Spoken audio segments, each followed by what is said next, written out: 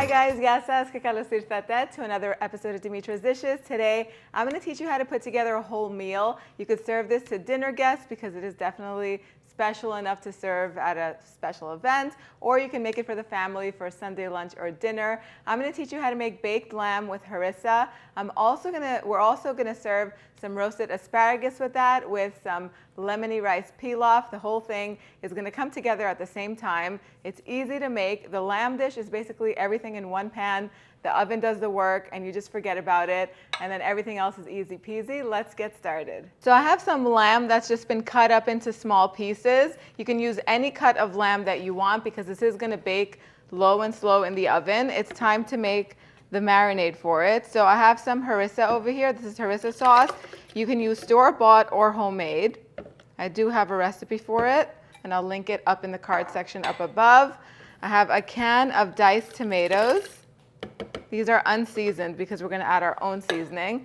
And then for some nice depth of flavor, I'm going to add about 2 tablespoons of sun-dried tomatoes. These are packed in oil. And I'm going to throw a few whole garlic cloves in here. Even though the harissa has plenty of garlic, we like it extra garlicky. I'm going to puree this until it's nice and smooth. That looks good. I'm just going to pour this on top of the lamb. And you could rinse the rest out with about a cup of water so you're not wasting anything. Next, we're going to season with some salt, some black pepper, dried oregano, some cumin powder, some ground coriander, and then I'm just going to finely chop an onion and throw it in there. Give everything a nice mix.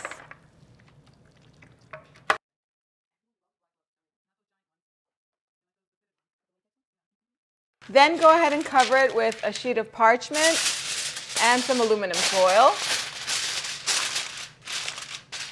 The oven is preheated to 475 degrees Fahrenheit.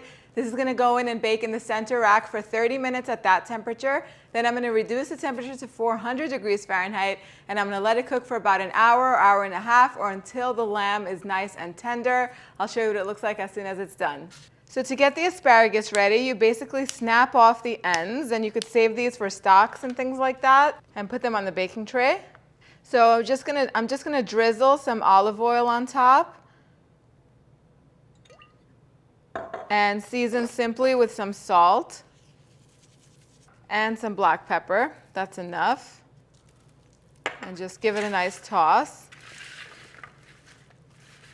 And these are going to go in the oven for about 15-20 minutes at 425 degrees Fahrenheit. The oven is already set to 400, so I'm just going to actually cook it on that temperature until they're tender. So next, there's a little bit of time left. There's about 40 minutes left for the lamb to be ready and cooked. In that time, you can go ahead and make the rice. I like to do it in a rice cooker, but I have done a video doing it over the stovetop in a pot, and that's very simple to do. I just love the way rice comes out in a rice cooker. It's inexpensive and just so easy to use. You just plug it in and use it. You don't have to worry about anything getting burnt. And I even cook the vermicelli in here. So I'll put the link for the one that I have in the description box down below. This is not sponsored in any way. I just love it, and I love to share my favorite gadgets with you. So I have the rice cooker turned on flash rice because that raises the setting a little bit higher. And in it, I'm going to add some butter and the vermicelli. So I added a cup of the vermicelli noodles with the butter, and I'm just going to let it toast for about 5-6 minutes. I'm going to go in and stir it often. As soon as it turns golden brown, it's ready. Okay, so this is what the vermicelli needs to look like. It can get even a little bit more toasted than this, but it's good enough. It's smelling lovely right now. Now I'm going to add basmati rice. So I have 2 cups over here that have been soaking in cool water. I rinsed it a few times until the water ran clear, and then I left it to soak at room temperature for 15 minutes. I'm going to add some salt, 2 teaspoons, a little pinch of black pepper, freshly squeezed lemon juice, and I have 3 cups of chicken stock. You can use water instead or even vegetable stock. That's fine. I'm going to give everything a nice mix. And now I'm going to turn the machine off, turn it back on, and I'm going to put it, let's turn it back on and put it on the white rice setting, and I'm going to leave it alone until it's done cooking. So the whole meal is ready and it is time to dig in. Everything comes together in the same amount of time that the meat takes to cook in the oven. And now I started, like I said, I cooked it at a higher temperature for 30 minutes just to get it going. And then I cooked it for about an hour covered, and then I just uncovered it for 10 more minutes just so that we can get a little bit of color. When it came out, I just put some parsley on top, and if you'll see, I didn't put any oil in this dish because lamb tends to be fatty meat and it does release some oil. If you don't care for it, you can wait for it to just sit a little bit and just scoop it off. The oil will rise to the top and you can just scoop it off with a spoon and discard it. It's up to you. I leave it in there because whoever doesn't like it, they just don't have to take any. The asparagus is perfect. It's ready. The rice smells amazing. Time to put it all on the plate and take a bite.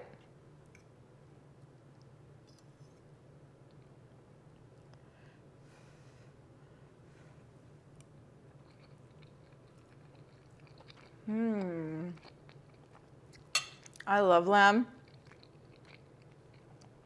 And the combination of the lamb with the harissa, the sun-dried tomatoes, and the tomato sauce just is amazing. It's a one-pan meal that's elegant enough for a dinner party, delicious for your family any day of the week. You just put it all together. You know what? You could also cook this in a slow cooker. You don't have to put it in the oven. So if you're headed to work and it's busy, put everything all together in a slow cooker and just let it cook as long as it takes for lamb to be tender. Put it all together, make this meal for your family.